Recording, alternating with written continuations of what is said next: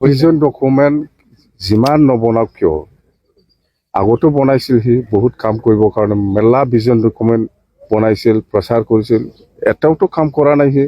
আৰু আজি BTC অঞ্চলৰ সকলো জাতি জনগোষ্ঠীক লৈ পেলাই কি কাম কৰিম ইয়াৰো ভিজন ডকুমেণ্ট বনাই আছে বুলি কৈছোঁ। বনাওক, কোন জাতিয়ে বিশ্বাস কৰিব তাক? আজিলৈকে এটা জাতিৰ কাৰণে কাম কৰা নাই সি দেই। 5 বছৰৰ যিটো টেনৰ পইচা 2020ত পইচাটো সি ব্যৱহাৰ কৰিছে, 21ত ব্যৱহাৰ কৰিছে, 22ত ব্যৱহাৰ কৰিছে, 23ত ব্যৱহাৰ কৰিছে, 24ত ব্যৱহাৰ কৰিছে। 5টা বছৰে পায়, ইয়াতকৈ বেছিতো পইচা ব্যৱহাৰ কৰিব নোৱাৰে। আপুনি যদি প্ৰমোদ বড়ো কোৱাৰ নিচিনা সিফালে ডিচেম্বৰত যদি হ'ব লাগে, তেতিয়াহ'লে 6 বছৰৰ পইচা ইনষ্টলমেণ্ট সি ব্যৱহাৰ কৰিব পাৰিব।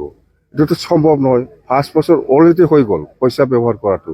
সেইকাৰণে এতিয়া যিটো মাৰ্চ এপ্ৰিলত যিটো বাজেট হ'ব, এই মাৰ্চ এপ্ৰিলৰ বাজেটটো আকৌ প্ৰমোদ বড়োৱে ইউজ কৰিব পাৰিব নেকি? কথা সেইটোৱে। আমি আইনগতভাৱে আমি কৈছোঁ যে 2025ত মাৰ্চ এপ্ৰিলত নিৰ্বাচনটো হ'ব লাগে।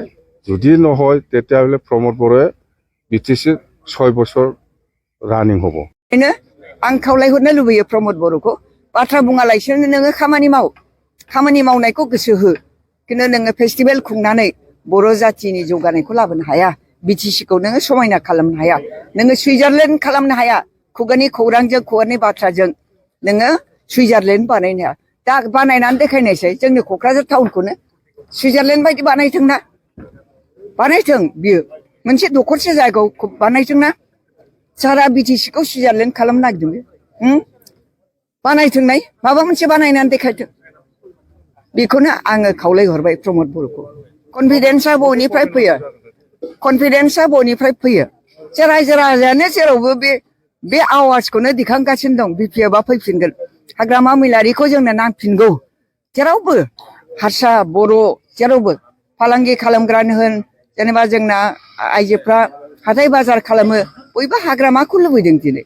दा बिथांमोननि सायाव भरसा खालामनानै जोङो आसा खालामनो हायो जे फैगौ बाराव हाग्रामा महिलारियानो सरकारखौ दाफिननो हागोन। Education secretary union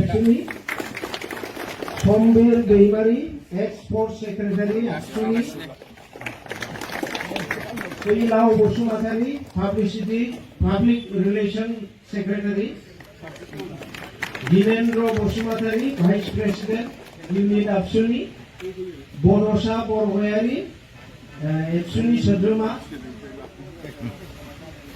Ashok Narzary, ex केशियार, अरायथा बसुमतारी,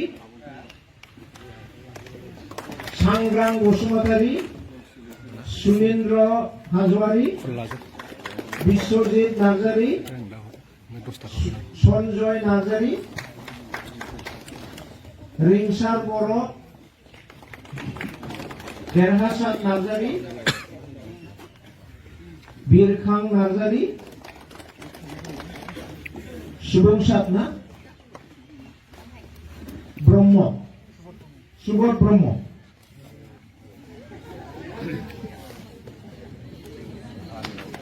बेनिफ्राय एक्स एनडिएफबि निफ्रायबो दङ, बिथांमोनहाबो जयेन लागोन। अमृत नार्जारी, आवजारगुरि,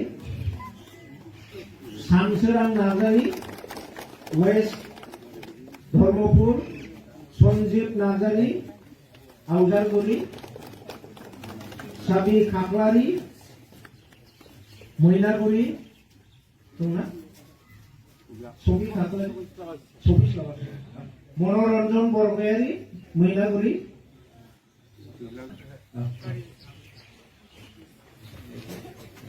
साबायखर थाबाय नोंथांमोन बयनिसिमबो जोंनि BPF राजनितिखौ मोजां मोननानै जोबोर साबायखर बावबाय। आरो बे समाव BPF राजनितिक हान्जानि चिफ प्रेसिडेन्ट आफादगिरि आरो जोंनि बयनिबो दैदेनगिरि बिथां बे बयबो आखाइ खबनाजों Mananjay Narzary, ex education secretary unit एबसुनि, समबीर दैमारी, एक्सपोर्ट सेक्रेटारि आसुनि, Phailao Basumatary, publicity public relation Dinendra Basumatary vice president unit आबसुनि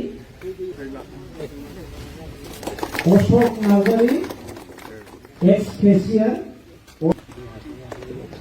सांग्रां बसुमतारी सुनेन्द्र हाजवारी विश्वजित नार्जारी सन्जय नार्जारी देरहासार नार्जारी खां नार्जारी सुबुंसार ना